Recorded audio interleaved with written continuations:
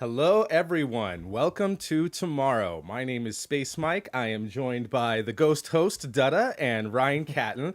And we have a very exciting week to talk about and nerd out about this week. From holy crap, probably the biggest news, let's just jump right into, is just seeing SpaceX be able to launch and catch the Super Heavy booster for the Starship Flight 5. And what an incredible sight that was to see. And I think a lot of us are still in a weird place of somewhere between disbelief and extreme excitement for it. So I'm just incredibly still just mind blown by the whole thing.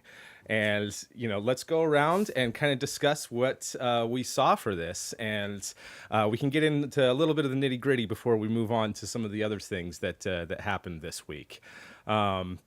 So yeah, Ryan, first of all, you guys did some amazing coverage over at NSF following this really closely. Can you tell us a little bit about where you were and some of the things that you were able to notice and how you were feeling during all of this? Yeah, I will concur with that sentiment of disbelief because it was unbelievable what was actually happening. I had our stream open in front of me during launch, and the launch was, as we've come to expect at this point, and the weather conditions were just perfect. This time of year in the morning, I don't know why, but it's just so much better than the horrific conditions with fog that we had on flight 3, 4, and flight 1, to be fair. But yeah, we could see the booster throughout the entire duration of its flight, apart from when it flew back through its own exhaust cloud. So it was just, the fact we could see this booster for its entire flight. We did not have to rely on SpaceX's feeds whatsoever. We could see it ourselves for the entire duration of the booster's flight. First of all, that was just thank you very much, Mother Nature, for making that happen. But yeah, the actual before the flight, I was 50-50. They were going to go for the attempt because remember, they had the Mm-hmm. default was to go to the Gulf of Mexico. This was the special eventuality in the event that the tower and the booster were happy. And then I was 50-50. If they went for it, they'd actually do it. So I think SpaceX has surpassed everybody's expectations here. I thought there was a chance they would stick it, but I also thought there was a chance they wouldn't, and we'd either have a booster performing a soft splashdown in the Gulf of Mexico or driving itself into the sand dunes of Boca Chica Beach. But none of those things happened. They caught it, they caught the booster, I mean, and look at that. That's so incredible. yeah, I'm actually also feeling very inspired because of this. I haven't felt this way since the Falcon Heavy demo. This is Mm. this is the turning point. Starship, yes, Starship is big rocket. Starship can take lots of things to orbit, but the one thing that will make Starship a commercial success is reusability. If SpaceX couldn't get this thing reusable, then that was going to be a big problem and probably would lead to Starship never being able to fully fulfill its dreams. But they've recovered half of it now. They just need to learn how to refly the booster and then do the same with the ship. So we are, Right. how should I we say, we are 25% of the way there to a fully reusable vehicle now. Mm-hmm. I think they're pretty close to that though because they did have a soft landing of Starship. They did. Yeah. It was intentionally in an undisclosed location near a mysterious video buoy that Reddit said was impossible. But it it they didn't have confidence enough in Starship itself to try to land it on land or I don't even think they could get in a big enough Ship drone for it. ship Yeah. to be able to land it. But it that portion of the flight executed as they from all indications as they expected as they hoped. Yeah. So like the next step is prove it on land or prove it on the world's largest buoy ever, and then we're good to go. Like that's incredible. And that's something that's interesting to me is that they've proven that they can land Starship, but instead of being able to have a super huge drone ship or some other landing zone somewhere, SpaceX keeps saying, or at least Elon keeps saying, that they intend to bring it back to the launch site at Boca Chica, either at a landing zone or be able to catch it with the tower. And that's pretty wild to me that they are considering that, but it also makes more sense just from a production standpoint and being able to turn around. It's the same reason why they're doing this whole catch with the booster, so that it's right there, right at the launch pad, and can be wheeled right back and be able to be refurbished quickly and reused quickly. So it makes me wonder whether or not with the one that they have successfully caught, Booster 12, if they do intend to try to refly it, or if this is going to become a museum piece, or if they're going to salvage it. I would be really sad if they did. I hope they put it in their rocket garden. If they don't Yeah. if they don't fucking restack it, I'm disappointed. No, I mean the key things SpaceX will want to analyze from this booster is the engines, right? That's the whole reason this thing can fly. If not, it would just be a giant steel water tank. But the engines appeared when they lifted the booster. They appeared a little bit warped, and we could see on booster entry, unlike Falcon, they're not doing an entry burn with super heavy. This thing was glowing hot. This thing was Red approaching hot. hypersonic speeds through the lower atmosphere. This thing was going fast by all definitions of the word fast. So they clearly have not managed to develop engine bells that can sustain that heat for that duration just yet. However, Elon has said on Twitter that this is like an easy fix, and they are working on it. And they have Raptor 3 coming up within the next few months, potentially. So that could be one of the things that they fix or upgrade on the next few boosters. But I'll be honest, if you could re-engine this booster, and if you could just cover that big hole in the chine and maybe make sure the grid fins were okay, because they appeared a little bit warped after hot staging, then you could potentially, theoretically, maybe in Kerbal, refly this booster. Whether SpaceX will actually go for it, I am 99.9% sure they will not want to refly this booster. Whether it will survive and not be scrapped, I don't know. They've scrapped SN-15, which was the first Starship they ever successfully landed. So, SpaceX, but they've kept Starhopper around. It's very weird. They've kept Starhopper. They scrapped SN-15. What will happen to Booster 12? I don't know. Only time will tell. And it does make me wonder, and I saw a comment here that I wanted to bring up, which I kind of agree with, which, when will Raptor 3 fly? Will it debut along with Block 2? I think that that's probably a big part of being able to mitigate all of that heat that we saw, because they have simpler parts, they don't have as much plumbing sticking out, and they have a lot more regeneratively cooled abilities, or at least on paper they do.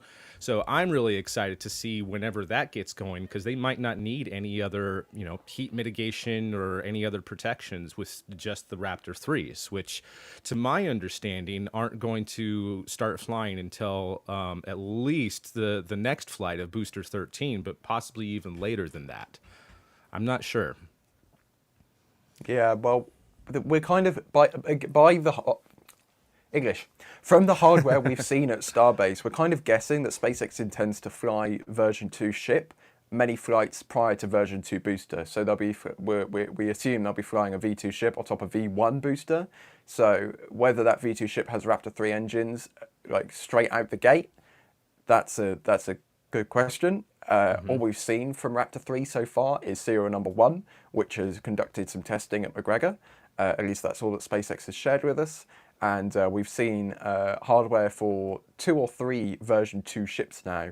I think Starship 33, the first V2 ship, is pretty far along now. So it'll There's just a depend great whether image of that SpaceX glowing. has those.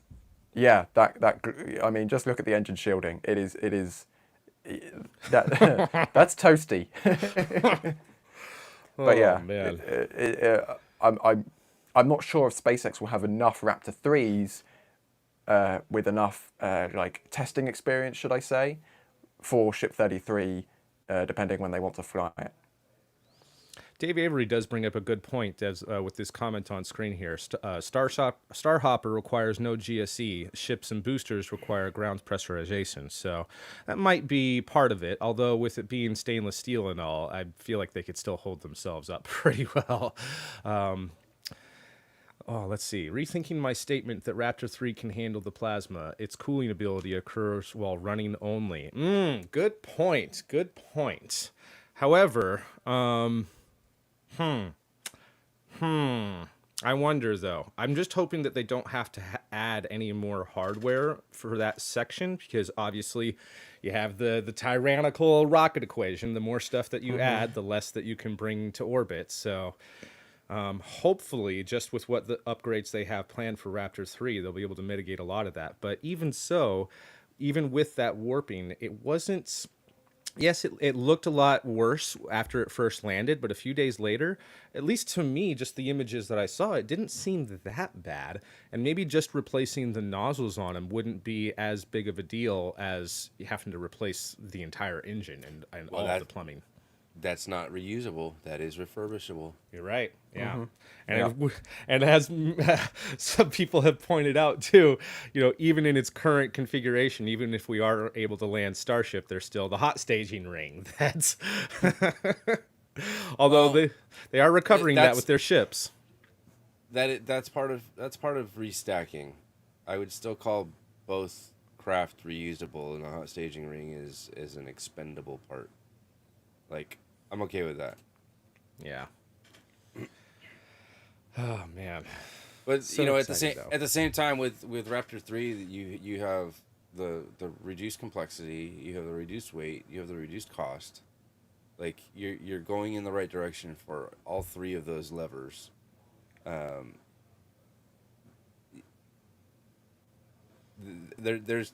They have to have thought of how those would fare after a flight, right? They have to, like, if not, then why?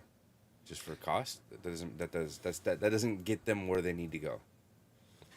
And that's the whole point of doing these test flights, is figuring out things like that to find out what they don't know yet and make whatever changes is necessary. So I think I don't think SpaceX is the company to do things in half measure. They may do things in half steps, but they don't do things in a half measure. So I can't imagine that that's not a problem that they've foreseen some solution to. That maybe it's just not clear to us. Yeah. With this, though, I mean, it's certainly brought my confidence up quite a bit. I didn't expect them to be able to catch the booster the first try either. Like you, Ryan, and like many others, I thought that they would, do a last minute, hover over the ocean and just do a soft splashdown there. But they were able to do it, and it looked like everything worked really, really well. I mean, there was little problems with the rocket. I mean, we had that one chine on the side that came off that you can see flames coming out of, but everything still worked okay, and I'm really excited for the next steps that they have. And I think... Go ahead, Roger C. asks, the engine shielding was ablative? I don't know, honestly. For Raptor 2, I'm not sure about that. I don't know if they the chines ended up being ablative, so, I mean, it kind of depends how you want to define these things at this point in the test program, but...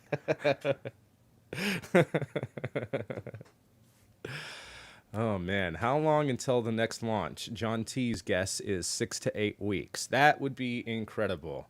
I think that it all depends on whether or not SpaceX decides to change the flight plan for Flight 6. They already have approval to do a really similar flight plan to what they just did with Flight 5.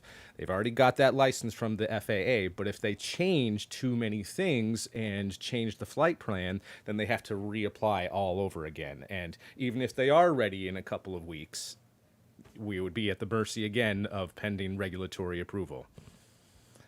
I mean, Flight 6 is a big question mark at the moment because Flight 5 was incredible. SpaceX ticked off every single objective they have had of this flight profile trajectory. I know it's differed between Flight 1, 2, 3, like 1, 2, and 3, 4, and 5.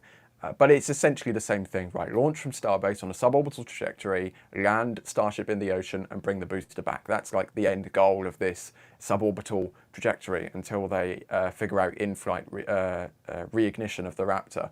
So, Flight 6, would they want to do the same thing with the booster and the same thing with the ship?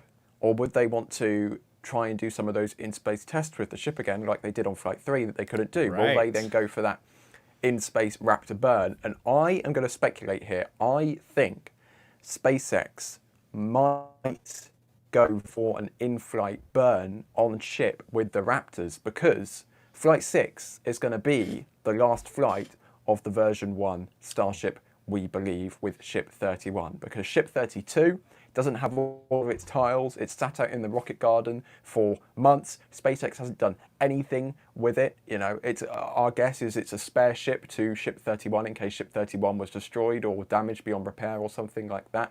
After Ship 31, it's going to be Ship 33, which is the first V2 ship. And we think SpaceX might be waiting with V1 ships and keeping them suborbital, but then sending the V2 ships to orbit. So if you want to send Ship 33 to orbit, you want to make sure your Raptors can relight in orbit, so you don't leave this massive 50-meter tall, 9-meter wide piece of junk in low Earth orbit just to re-enter anywhere. So in order to test that and send Ship 33 to orbit, they'll need to do a Raptor relight demo with Ship 31, which is Flight 6. So depending if they can relight the Raptor so Ship 31 would remain within the already allocated hazard zones for re-entry, I think they might be able to stay within their current license. But if they decide to do a burn that means they land in the Pacific Ocean now, for example, then they need to redo the license because it's a different flight profile from Flight 5. So that's one of the big question marks. And actually, I would like to share something here. Well, it's going to take too long to pull up. It's interesting to me that where Starship has landed in the last 2 flights in the Indian Ocean is more closer to Australia and Indonesia than it is to India. And if they are going to, they certainly could do a suborbital flight where they push off to, oh, nice. There's the landing that we see of their soft splashdown in the Indian Ocean. What is interesting to me is that if they could do that test, like you said, to relight the engines and go a little bit further and splash down in the Pacific, but if they do eventually want to land this thing at Starship, obviously they have to get into orbit so that they can come around and be in the right trajectory in order to do those landing burns. There's a great visualization of where it was kind of the zones for it, but they got right on target for where they needed to do. What I find interesting is that on Flight 3, they were able to do those propellant transfer tests, changed fuel from one tank to another within Starship, and also did lots of tests with the Pez dispenser door, opening it up and closing it while they were in space above the carbon line, even though it was still a suborbital flight. And I haven't been able to find hardly any information about Flight 4 or this Flight 5 if they tested the door. Both of those starships did have the little Pez dispenser door on it, but I haven't seen any information on whether they tested that during flight. So I think that you're right that they would do those goals with the engine relighting and possibly do a little bit more tests with that payload bay door. Because the next version with the Block 2 of Starship, it's just a little bit taller. It has one extra ring, but the position of that Pez dispenser door is much higher up. And it looks like it's pretty much the same hardware, but to me, I would like to see them do some tests with that on Flight 6 to make sure that that system is actually going to work. And that again might require another license. Even if they do the same flight profile of a suborbital flight like this, if they do open up the doors and try to deploy like a mass demonstrator or something, it would be a waste if they were to deploy one of the larger Starlinks on a suborbital flight. But just to see if that system even will work and figure out whatever other things that need to be figured out for it. Obviously, getting all the way into orbit and being able to relight the engines is a big deal for Starship. And to me, it feels like the biggest priority is being able to launch Starlink with these things so that they can you know, how do I say this? Justified the program by being cash flow positive. After that, I think the big thing would be, being able to launch 2 starships and do the Starship to Starship fuel transfer, and then start working on everything else, like the moon lander and crewed Starship and the bigger payload deployments as well. Let's see. I'm pretty sure F4 and 5 had welded shut PEZ doors. Okay, well that answers that. I haven't been able to find a whole lot. I mean, obviously, SpaceX is pretty tight-lipped about most of it. So thank goodness Yeah. for NASA Spaceflight and Boca Chica Gal and Starship Gazer and all those guys who are able to provide us with these images so that we can speculate about some of it.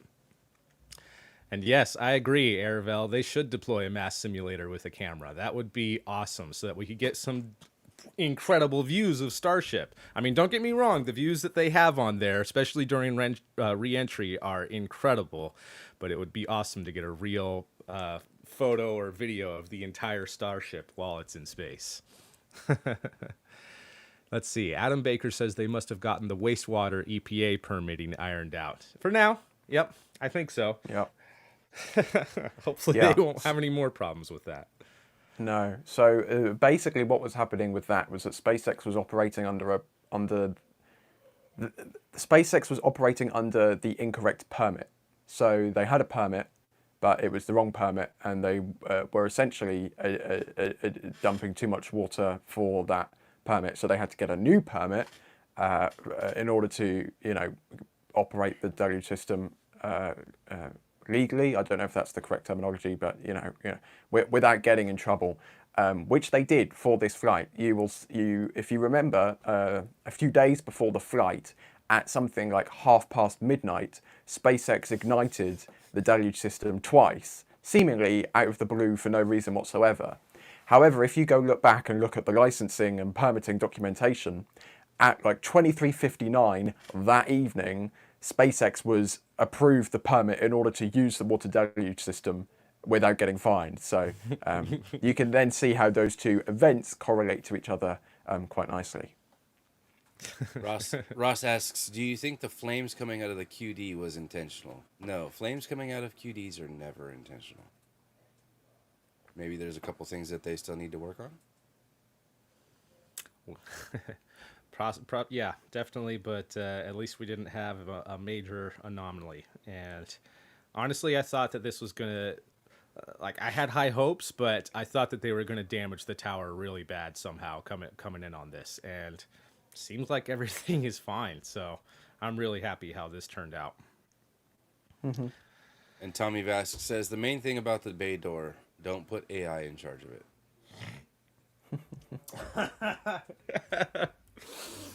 Hal, please open the payload bay doors. I cannot do that. I'm sorry, Dave. I cannot do that. Uh-oh, we lost Ryan for a second. I'm sure that he'll be back. Yep, there he is. Cool. Just a brief internet issues, no problem. Daisy, Oh, man. Daisy. I think that it's really incredible how quickly they've been able to do all of this compared to the speed of how things used to go in spaceflight, and how, I mean, some of us remember the days where we only had, 2, maybe 4 space shuttle launches in an entire year. And, maybe 20 launches for the entire year between everybody. And now SpaceX alone has beaten their previous goal, or rather their previous record, and have already achieved 100 orbital launches in just this year alone. And there's still quite a few more coming up before the end of this year. So, Yeah, and I just want to point out in the last 7 days, so between 12:25 Universal last Sunday and 5:13 Universal today, SpaceX has launched 6 times with 3 different vehicles. I don't know whether this is true, or what I don't know whether what the record is for one organization's sextuple header. However, I think this could probably be a candidate, because this is 6 launches, 5 orbital, in under 7 days. yeah, that's crazy. So crazy. being able to launch Starship, the next day launching Falcon Heavy with the Europa Clipper mission, and on its way to do a gravity assist on Mars or around Mars. And then what is it? 3 Starlink launches, and then Yep. one of their competitors just late last OneWeb. night launching some of the OneWeb satellites. Yeah. So incredible, so incredible. Like my question to all the people out there that don't like SpaceX, how? How can you not love seeing this much stuff? It's so hard to keep up with. Man. And something that I find interesting too, did you guys see that thing about SpaceX winning a whole bunch of launches for the Space Force and the DoD? There was something like 9 launches that were up for bid, and they won all of them. And only United Launch Alliance was the only other competitor for it with their Vulcan rocket.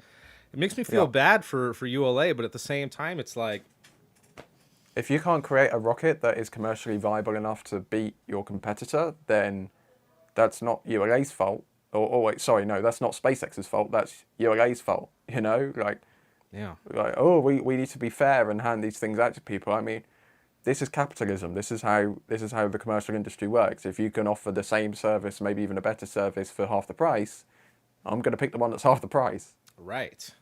And even price is a big thing for most of us. That's what we think of. Yes, 4 billions dollars worth. Yes, price isn't so much of a big deal for the DoD. What they care about most is reliability, and that used to be their excuse when they would award ULA launches, either on Delta or Atlas. And with Vulcan still being kind of an unproven vehicle, even though it is a lot more expensive, if they do get to a point of reliability, then I think that they will be able to get more contracts in the future, at least when it comes to DoD contracts. Yeah. But yeah, as of right now, I mean, we have the second, we've had the second certification flight, and the next one should be able to have its first payload on board. So, well, the first certification did, but this is the first real payload, I should say. Yeah. Alex M, how did? Oh, let me go back. How about the amazing unbroken video throughout the entire plasma phase during re-entry? Yes, that was absolutely incredible to see. Multiple And- streams. Yeah. And yeah, being able to see, at least 3 out of 4 flaps. I think we did see all 4 flaps at one point, but one of the flaps, we only saw an image for a couple of seconds, and then they didn't go back to that view. So Maybe it fell off.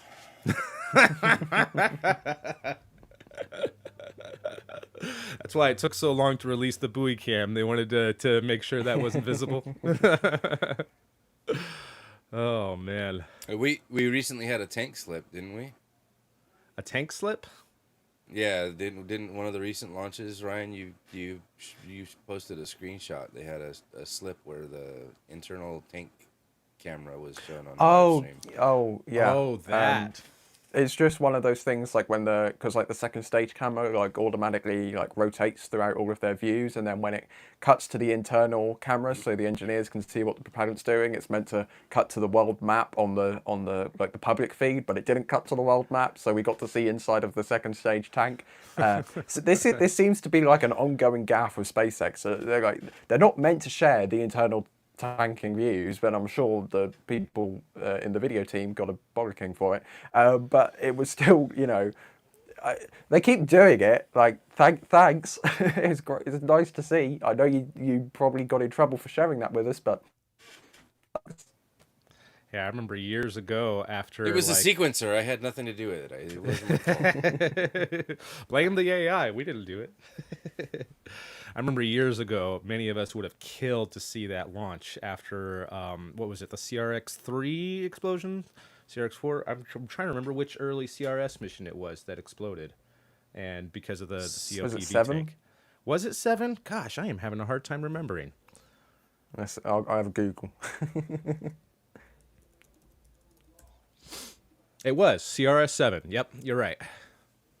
Man of Sand says that the U.S. government can't afford to put all its eggs in one basket. Does this mean there will be more opportunities for Rocket Lab's Neutron? Possibly, yeah. When that comes online, and hopefully everything goes well with their plans, that they will be able to do a test flight early next year for that. Not because I haven't seen a single one of their launches, but it seems to me like Rocket Lab in the global attention span of the news has gotten a little quiet. You'd Like think so? maybe their launches have become a little routine, and the profile of the payloads that they're lofting is not so high.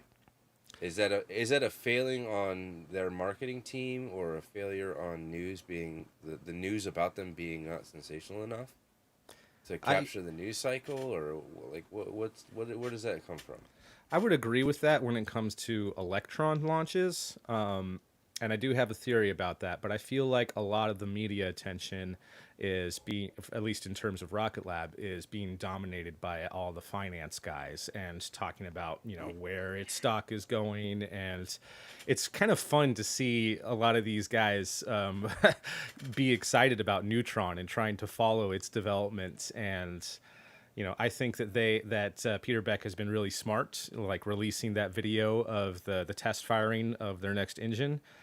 When they did, they had this Bloomberg interview that was supposed to be able to give them more media attention, but I don't think it went very well. And I have a feeling that things didn't quite go according to plan there. Like, it seemed like the people that they talked to was very like last minute, like, maybe Peter Beck wasn't available. And so, they got their, U.S. Leader of sales to do the interview for it. And, he did a good job, but, he's more of the business world of things and a lot of legalese talk and things like that. So I think that in terms of Rocket Labs... That's not irrelevant, though. Like, that's... Having healthy books is a part of having a healthy company. Yeah, right? No, you're right. And we don't get much exposure to SpaceX's books. It's like Elon's got oodles of more money than he could possibly use. So it doesn't. Their books don't matter. They're just doing crazy shit. Mm-hmm. But a company that's got any kind of public trading or any kind of funding supplied by government contracts upon which they actually rely for their finances, that it matters more that they've got their ducks in a row and that they're doing what they need to be doing. And I think maybe that because of that, they can't play so hard. I think so. So they're not as, the news about them is not as sensational and doesn't maybe grab the news cycle like SpaceX's exploits do. Yeah. I think that they will get there eventually if they can get Neutron working and be able to land that. And, they might get there eventually. But honestly, I mean, going back and watching some of their most recent live streams, it does seem very routine and awkward almost. Like I wish I could get some of us in there to do a guest stream for them. I feel like we could do a better job of keeping the excitement up and maybe not having as much flubs, but they still do a good job. And, it's kind of fun to see and remember that whether it's a Rocket Lab stream or a SpaceX stream, these are, usually engineers and systems engineers who are doing this and not necessarily a presenter or a media person. So, I think that for what it is that they have done a good job, but I would like to see more and like to see them do a better job of pushing themselves out. And we almost got a surprise launch this weekend of an Electron for an unknown customer. Still don't know what that's all about, but it's been delayed and they haven't posted a new date for that yet. So we will see whenever that happens. It's so funny. There was a couple of things that were supposed to happen this week. We had the new Shepard that got pushed back, no date for that. The surprise Electron and then pushed back for that. And Crew 8 was also supposed to undock and land in the Gulf of Mexico, but weather keeps delaying that, and there's no. I still don't think there's an official date yet for when they plan on doing that. I just kind of wait and see. Wait, a delayed New Shepard? Why? So this is the new version. I don't know whether to call it Block 2 or not, but they've made some minor upgrades to the New Shepard suborbital rocket. So this is the first time that they were going to be launching this newer version of that. And there wasn't going to be any people on board. It just had some scientific experiments, some of them for NASA, some for universities. And they were having trouble with stuff with the plumbing stuff during the fueling. I'm not 100% sure what the problem was, but I mean, even before Sunday, the previous week, they had, yeah, that's the newest Shepherd. Thanks, Ariel. The previous week, I mean, they did a live stream and they kept holding and holding. You know, they would resume the count for a couple seconds and then hold again. And it's just like we were on a hold for over an hour when they finally ended the broadcast of just like, okay, we're going to try to do this another day. Yep, they donated one of the old ones to the Smithsonian. I think that was the first one that they landed, but it feels weird. How do you guys feel about that? Because I feel really weird about that being in the Smithsonian now. It's like this is a vehicle that's flying now. Like it just feels weird to have it in there. Why? I don't know. Well, I think they It's- said, it's- especially for the capsule, which I think it's the RSS Carmen line, the capsule which is going to be going into the Smithsonian. I think like the Smithsonian said that they're going to have a mock-up on display, and then when they retire that capsule, it will then be swapped out with the real one. So I'm not sure whether there's something similar going on for the booster. I'm not sure. The booster, I mean, if I'm correct, and I have not been following their serial numbers, I thought that was the same one that used to be in their lobby. At the Blue Origin facility. And we got to see that briefly during Tim Dodd's tour that was in the lobby when he first was meeting Jeff Bezos. I don't know. What do you think about that, Dutta? How does that make you feel, that New Shepard's in the Smithsonian? Why not? The Smithsonian is a repository of public record for fascinating and interesting things that happen in industry, right? Why shouldn't it be? It was arguably the first successful parabolic flight within its FAA license. Rocket powered parabolic flight for tourists. Blah blah blah blah blah. They've got the X Prize vehicle from Scaled Composites in the Smithsonian. They why not? What makes it not significant enough to hang on to? It's not even the significance of it. I agree with that it has that significance. It just feels weird to me because, at least a version of that vehicle is still flying, and right now is kind of the the biggest thing that they have going until they get New Glenn up and flying.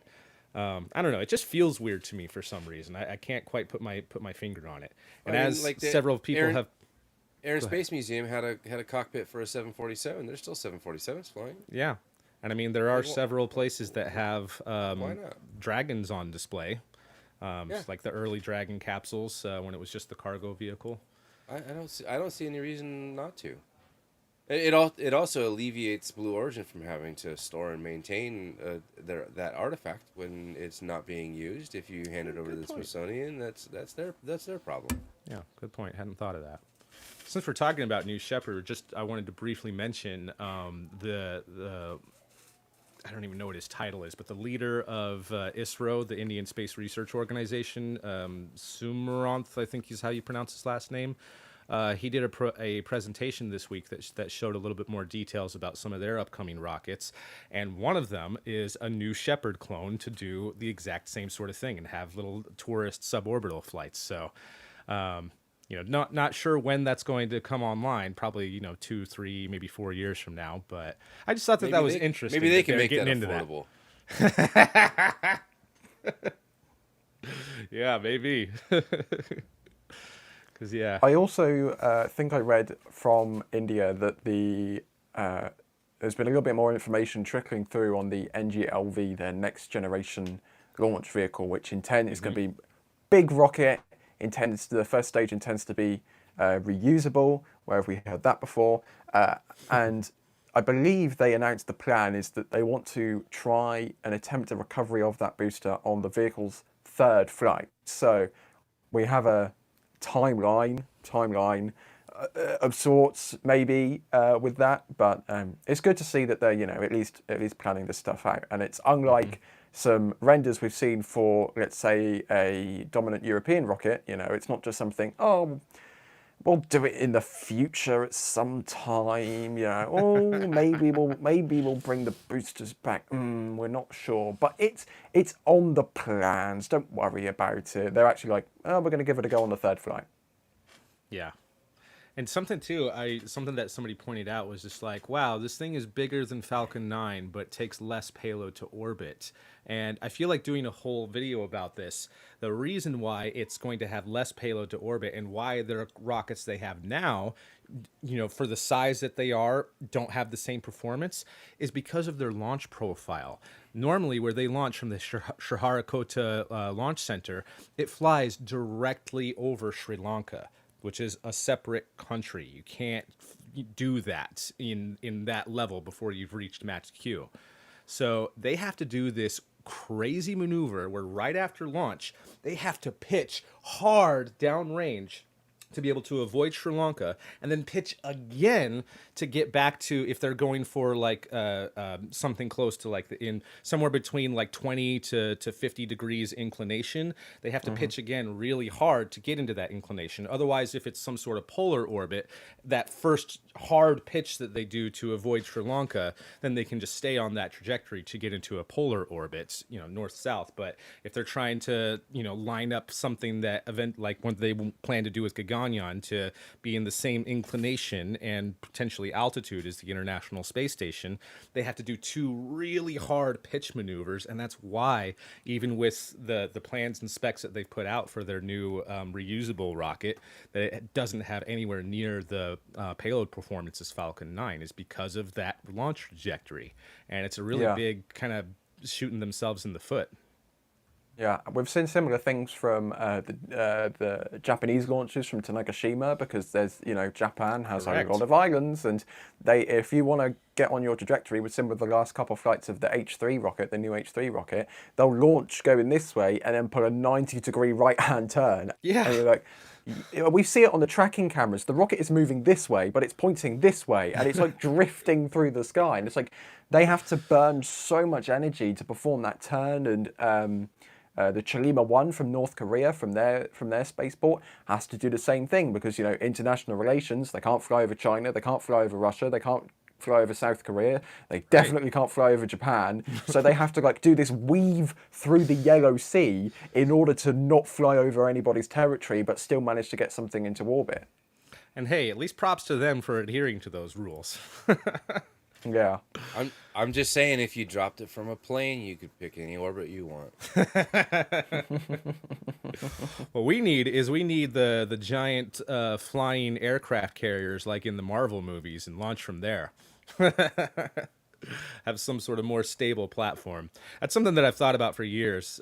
Even like the big balloon platforms like JP Aerospace. We saw years ago those first images of people, like the IKEA chair was probably their most famous commercial, where they took an IKEA chair up, not above the Kármán line, just super high altitude, but high enough that you see the curvature of space and the blackness of space before you get to a certain point. And they have a large enough platform and high enough up before their helium balloons burst that I'm just like, man, you guys are already at like 70,000 meters or something like that. Like, how well would just your regular off-the-shelf hobby rocket perform starting at that altitude? It would be really cool to see. So, I don't know. Yeah. Stratolaunch. They got a big enough thing, but it's take a lot of work to adjust things for that. I don't know that Stratolaunch can loft as big of a rocket as they suggest. That it's suggested-ish it could. I honestly don't know. I haven't looked at their data in years. I don't know. I mean, wasn't that designed to loft a Falcon 9? Sort of. I remember their first things. It actually looked like a mini Falcon. Like, do you remember Falcon 5 that they briefly thought about doing? It looked like something like that. And so it was dependent on SpaceX making a new, smaller version of Falcon. And it's why, I'm sure, is what SpaceX said. Yeah, it'd be difficult to return the booster to the launch site if it was an aircraft. Be more like a Rocket Lab catch than a super heavy catch. And that's another thing. Rocket Lab's catches and recovery, like they've recovered, what, 2 or 3 of them now, but none of them have reflown. So Yeah, the last few launches, they haven't recovered any of them. The ones they have recovered, they haven't reflown. I think they have refired a Rutherford engine on the ground for testing. I'm not sure if they've actually reflown a Rutherford though. So I do wonder if they took or recovered those electrons in order to get data to design Neutron rather than actually reuse Electron. But we'll just have to wait and see. I'm not sure what Rocket Lab's plan is with Electron and Neutron. Like, will they continue to fly Electron when Neutron is doing its thing? And Neutron is less capable than the Falcon 9, so is Neutron actually going to be competitive? And then you've got there's loads of questions around that. I mean, obviously, more rockets, more better for me. I would love to see every rocket in the world fly a million times a year. Right. But maybe not for the live streams. But the reality you don't of need this sleep. The reality of this is what is their business plan moving forward? Is it going to be commercially competitive? You know, I want everybody to succeed. We're just going to have to wait and see what happens. But also what is next to Rocket Lab? You know, Peter Becker said we'll never do a big rocket. We'll never do reusability. They're now doing a big rocket and reusability. But Neutron isn't actually that big, you know, compared to Starship Super Heavy. And if SpaceX's goal and vision of the future of this industry is biggest rocket is best, then how does a Neutron compete with that? Because it's smaller than Falcon 9. I don't know. And I mean, it looks to me like, you know, with their Neutron system, the second stage is tucked deeply inside of it so that they have those reusable fairings. I don't even want to call it a fairing. It seems more like a payload door to me, where it opens up, the second stage is able to come out, and then it closes back up again to land, saving you on the payload fairing recovery costs. But the second stage, from what I've been able to see, looks about the same, type of size and performance as what the Electron's upper stage would be. Yes, it's wider, so you can be able to have, larger satellites on top of it, but it doesn't seem like it's more powerful than the upper stage that they're currently using. So whatever performance they're able to get with Neutron, which of course you have to factor in, saving the amount of fuel needed in order to do a boost back and then a landing, will it actually be able to deliver more than the Electron, or is it just going to be the same that they can do more frequently because they can recover the first stage? And honestly, with SpaceX, Beck said, Manos Fan says that Beck said he's originally wanted the fairing to serve as an aero brake when coming down. That would be interesting. I haven't seen much about them doing that, because then they would have to open it up to use it as an aero brake. But that's an entirely different structural problem. Yeah, that's a whole different thing. What I think is that a lot of people over the past several years have started developing a lot more Fazil Ryan, as a Brit, you have to say Sir Peter Beck and dip the hat each time. I think that with SpaceX, a lot of people have started developing a lot of payloads and satellite ideas. And because SpaceX is so focused on launching Starlink as frequently as possible, that even though this is a reusable vehicle that's flying all of the time, in terms of if you are a customer trying to get whatever your thing is launched into space, you still have a long waiting list with SpaceX to get onto their flight manifest. I mean, I think right now, if you were to try to go and book a launch with them right now, you might have a 2-year waiting to launch on Falcon 9. So even if Neutron is the same sort of capability as Electron, but reusable, or at least the first stage being reusable, and they can rapidly turn it around, I think that's going to be able to fill a lot of the kind of demand for all sorts of new payloads that are being developed and trying to get launched as quickly as possible. So Yeah.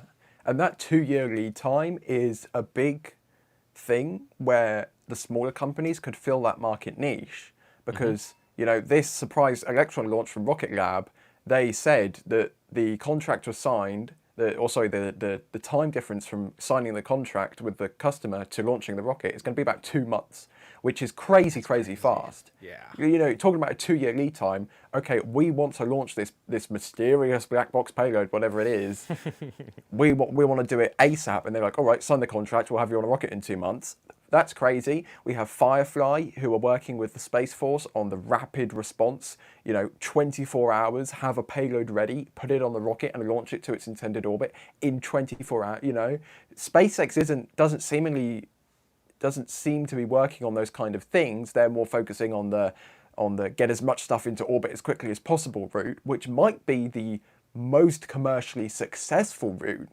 However, there's still going to be niches within this market where the Space Force wants to get, maybe just a CubeSat, but they need to get it up there like literally tomorrow. Firefly is working on that. Rocket Lab, okay, they have commercial customers. We really need to get this into space as soon as possible. Do you have space for us? Yes, we'll launch you in a couple months. There's these shortened timescale market niches where these smaller companies seem to be doing much better than SpaceX is.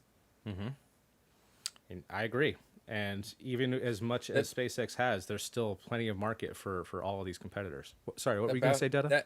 That baffles me just a little bit because as I understand it, the work involved to be able to make that work is characterizing and understanding the payload, some interface and power requirements, or propulsion or refueling, whatever, to be able to connect your payload to the ground support system to be able to make sure that you've got conditioned air at the right temperature, the right flow rates. You've got any propellant filling or anything like that, and then the work instructions to be able to process the payload and then make sure that all your paperwork is in order, launch licenses, trajectory planning and launch profiles, thrust curves and things of that nature.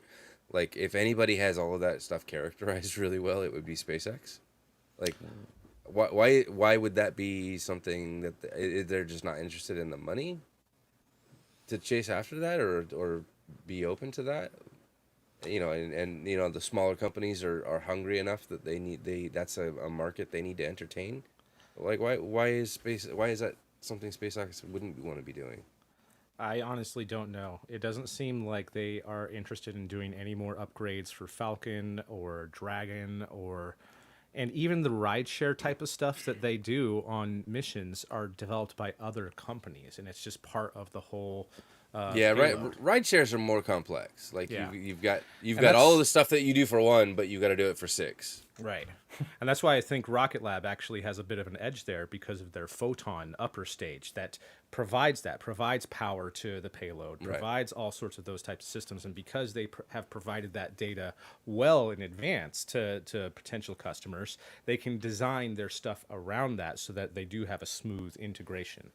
Why SpaceX isn't pursuing something like that, I don't know, but that's where Tom Mueller comes in. I mean, his Mira upper stage is essentially serves the same type of purpose as the Photon upper stage, and then whenever they get Helios upper stage going too, they'll be able to do some really crazy missions to either geostationary orbit or lunar orbit, depending on what they launch it on. But it is quite a bit easier to execute if all of your customers' requirements fit into the buckets that you've already predefined. Right. Right. So I think that Rocket Lab has a chance there to be able to do these types of things so quickly because they've been able to provide that. And here's a system, here's needs that we know that you have, here's what we have, and you guys can design around that. Mystic Wolf says, I think SpaceX sees it as a distraction. They wanted human rated and now are on mass to orbit. Why waste time on specialty flights? Yeah, I can get that. And honestly, it might even be. But it's all different groups. Like, it's not like not everyone in the company is working on the same thing at SpaceX, right? As evidenced in the past week, having 6 flights in 7 days. Like, they clearly have multiple teams doing multiple things, and the company is big enough. They've got enough people. They've got enough talent to be able to make that happen. It would just be another launch. They would just have to dedicate another team to making that happen. That doesn't make it a distraction, I don't think. I don't know. Maybe it's them trying to be cool to the rest of the industry of just like, no, we're not going to do that. We don't want to do everything. Otherwise, we've killed the market entirely and have a monopoly. I mean, they employ their own food service. Like they've got chefs and wait staff. Like, that's just a thing that they have on their payroll at all of their facilities. Like, that's not a distraction. That makes no sense. Well, maybe there just haven't received as much demand for it. I don't know. Here's a question I have. Have you guys seen anything about a couple of upcoming Electron launches that are only going to be suborbital? Have you guys seen anything about that? In a couple of months, here. I'm not sure if they will. Oh, so you do know about that, but you have secrets. Okay. I've noticed that in a couple of months here, there's a handful of Electron launches that are only going to be suborbital for something called the Leidos mission. There's a few of those, and they might get pushed into 2024, but it's apparently some sort of test of some sort of like hypersonic, thing. So it might not have the upper stage of the Electron rocket and instead have some sort of hypersonic test bed system. We might not find out anything about that. We might not even see those launches, but they're happening from Wallops Island. So, hopefully we might be able to get a little bit more information about it. But I'm really curious as to what's going on with that and why they would only do a suborbital launch of Electron for whatever these secret hypersonic programs are. 2025, okay. They haven't streamed any of the previous haste launches because, I would assume because, secretive military hypersonic test programs kind of, you can draw your own conclusions with that. But we have seen other people off-site take photos of these launches. So, they're certainly interesting. And also another use case for Electron to use it as a hypersonic test bed. If the military is willing to pay for an Electron booster that just stays within the atmosphere, why would you turn down that money? Right. Yeah, exactly. There was a big push a couple of years ago, and Stratolaunch is not the only company that is chasing hypersonics. Yeah. Who was it again that purchased all the Virgin Orbit stuff? Ugh, can't talk. Words. Didn't they auction off a lot of that hardware, or I might be confusing that with something else. Well, the plane went to Stratolaunch, and then a lot of the facilities at Long Beach went to Rocket Lab, and then some other things went to some other people. So it wasn't, different things went to different companies. It wasn't all like sold off to one organization. Okay. Well, we will see, but yeah, I think that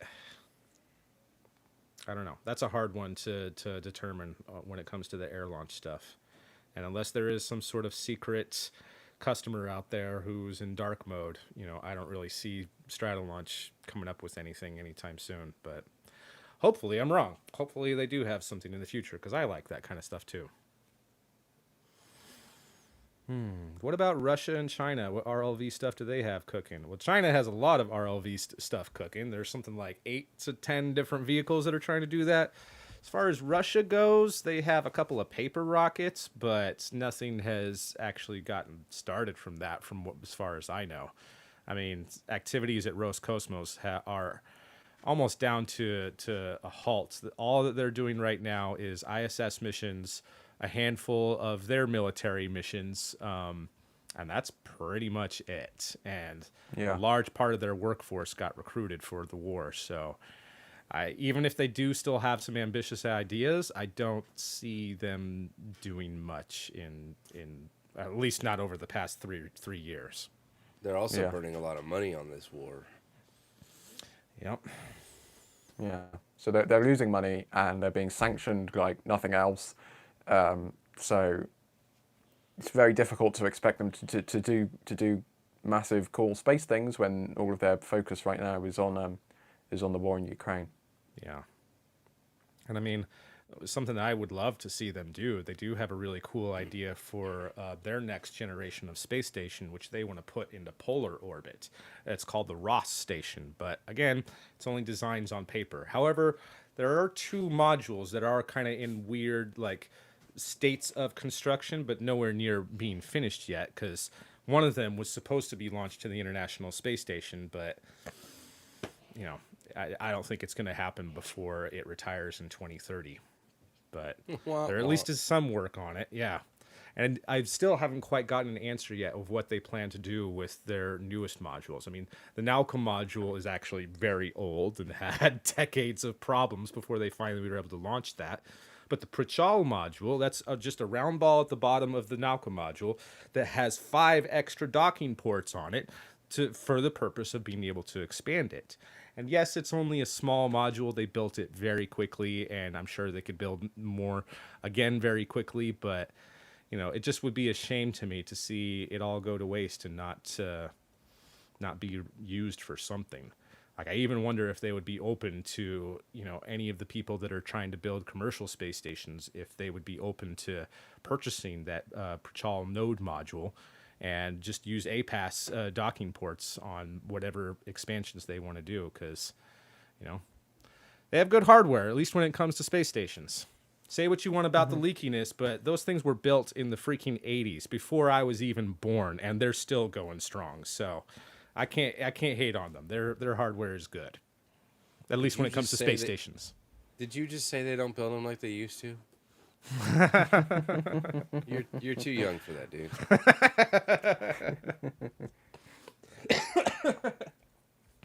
Just seeing how long it took them to get everything going with Nauka, and then how quickly they were able to build and launch that node module, you know, I was just like, okay, they can still do this stuff. And like I said, there's 2 modules that are in various phases of construction. One of them called the NEM. I don't remember what it stands for, but it's essentially a science laboratory module. They've done a lot of work on that, and, you know, it's still slowly trickling by. And the plan changed to, instead of launching that to the International Space Station, to put that into a polar orbit and start building a station there. It seems so weird to me that they're not having a closer cooperation with China. I don't know. A lot of weirdness there. We could go on that for a long time. So, anything else that you guys wanted to talk about or discuss? Are we kind of winding down a bit, and should we head over to the member show, or was there anything else that you guys wanted to mention or bring up before we move on? I'll do a quick mention of wrong way. 1 year since Psyche, which I thought was pretty cool. You know, like 1 year and a day. They also launched Europa Clipper, so this time of year is obviously a nice time of year for big interplanetary missions. So, that was a nice thing to look back on this week. This week is, you know, we had, it was very exciting for me, because I was, like, a year ago today, I was flying back from Starbase, so it's kind of crazy to see how much has changed in the space of the last 366 days. But, you know, time flies when you're having fun. It does. I'm sorry, I want to answer this real quick. Mr. All-Electric Car Lunacy, didn't Rogozin get assigned some war job instead of Roscosmos? Yes, he did. He got fired from Roscosmos, got assigned a war job, went to Ukraine, and promptly got bombed with shrapnel. He's still alive, but he's not doing well, and I don't think we're going to ever see much from him ever again. Thankfully. Bastard. Sorry. Dada, was there anything else that you wanted to bring up or talk about before we head out? I can't speak to that. Understood. All right. Well, thank you everybody for watching this week. It's been awesome to be able to geek out about all these cool things that have happened. We'll have more in the future. Big thank you to all of our members who are supporting this show. We wouldn't be able to do this without you. And we are incredibly grateful to everyone who's been able to support the show and give us ideas in the Discord channel. And hopefully we'll have many, many more things to come in the future. So if you are a member, you can, and if you're not a member, you can sign up for just 99 cents and join us for our members only shows that we have right after the live show, and talk about a few more things that we like discussing. And sometimes it always doesn't go about space. Sometimes we talk about other random things as well. But again, thank you very much for joining us, and we will see you guys next time. Bye.